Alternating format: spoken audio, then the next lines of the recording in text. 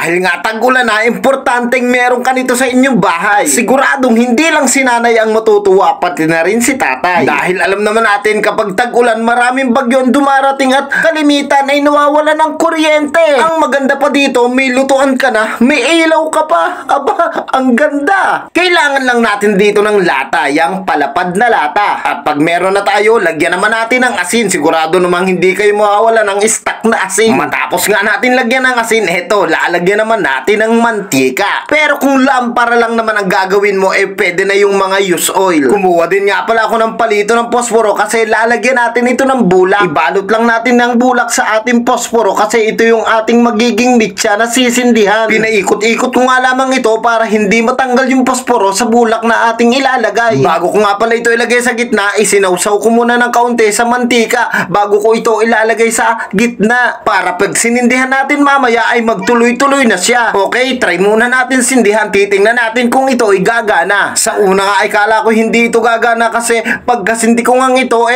humina yung kanyang apoy. Pero maya-maya pa lang habang nagbabalot pa ako ng mga palito na lalagyan bulak kasi nga dito tayo magluluto at titingnan natin kung makakaluto tayo. Napansin ko na nagtuloy-tuloy yung kanyang apoy at maya-maya pa nga ay lumakas na siya. Napakaganda ng ideya na to kasi may ilaw ka na, pwede ka pang magluto. At dahil nga tapos na ako sa pagbabalot ng palito sa mga bulak, inilagay ko ng lahat ang aking ginawa. Bali 5 palito lang nga pala ng posporo ang iniligay ko diyan. 5 palito na may bulak. Heto nga pala yung style kapag isa lang ang nakalagayan. Sa pakiwari ko nga napakaliwanag nito sa gabi lalo na't walang kuryente. Dito nga pala sa pagkakataong ito ay hindi bukas ang mga ilaw sa amin. Okay, try na natin itong paglutuan kung makakaluto tayo. Dito ko nga lang pala ipapatong sa aking ihawan yung ginawa nating lampara. Pero nasa sa inyo na yung kung gusto nyo ipaglagyan ay doon sa gitna ng mga bato. Matapos ko nga itong mailagay sa ihawan, ito sinindihan ko na lahat ng mitya na ating ginawa. So ito na, titingnan natin kung makakaluto tayo dito sa ating ginawang lampara na pwedeng gawing lutuan. Ano? Yan. Okay, so lagyan na natin yung kawali. Luluto tayo ng itlog. Matapos kung mailagay yung kawali, meron na rin siyang mantika at nung mainit na, so ilalagay na natin yung itlog. Ito, tingnan natin kung makakaluto na tayo. So ilalagay ko na ito. Ay, ako nga ay humanga dito kasi nga saglit na saglit lang pagkalagay ng ating itlog ay tingnan ninyo.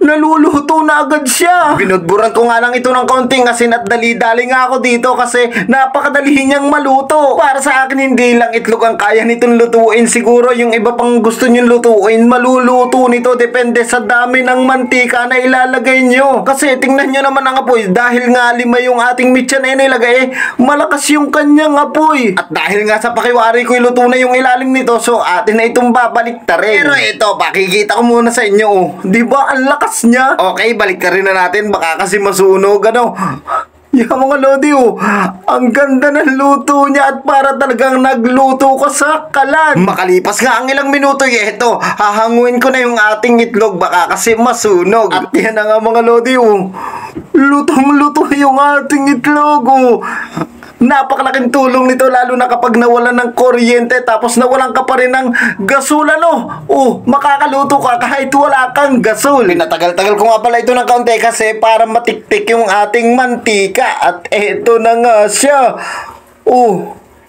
Wow! Tapos malakas pa rin yung ating apoy. Yan na nga mga lodi, para sa akin ay okay na to kasi pwede na natin gawing ilaw, pwede pa nating gamitin sa pagluluto.